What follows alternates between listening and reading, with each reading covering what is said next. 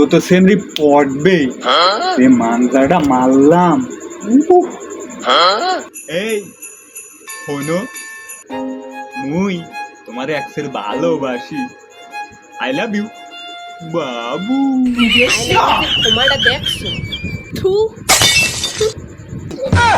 এই এই খারাপ খারাপ খারাপ। এই তুমি মোর প্রপোজ অ্যাকসেপ্ট করো না কি লিগে?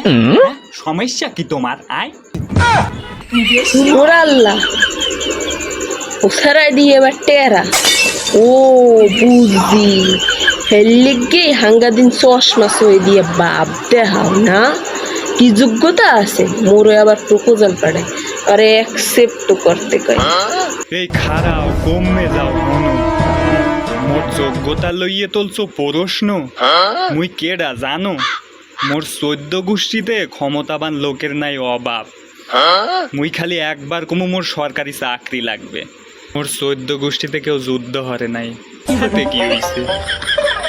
ক্ষমতায় চাপ দিয়ে মোরে মুক্তিযোদ্ধার নাতি কোঠায় ঢুকাইয়ে দেবে যে এই জামানায় ওই স্কলারশিপ, তারপর ওই কি জানি কয় ওই যে বিচিএস ক্যাডার মেধাবী পোলা পাইনো এ চাকরি লইতে পারবে না, হারা দিন কাইন দেও। তুই যদি কইতি তুই প্রতিবন্ধী, তোর আত্মাও নাই, তুই খয়রাত করবি, রিক্সা চালাবি, তো তোর বিয়ে করতাম। এখন তো তোর করবো না। এই তগুনাহান কত স্বার্থবাদী লোক, তবু কারণে আজকে পুরো দেশের মানুষ রাজাকার। তবু কারণে যাগো মেধা আছে, যাগো ট্যালেন্ট আছে, এরা চাকরি পায় না। আর তোরা বাপ খালুর জোরে চাকরি পেয়ে যাও, এই প্রতিবন্ধী গিরি করে তোরা চাকরি পাও।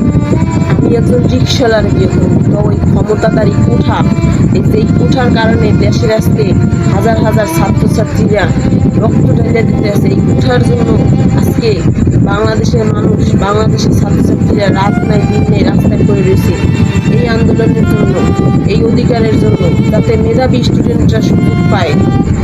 মেধা দিয়ে যাচাই করবো কেন? কোঠা দিয়ে যাচাই করা হবে চাকরি? চাকরি পাবে যার মেধা আছে, যার ট্যালেন্ট আছে সে।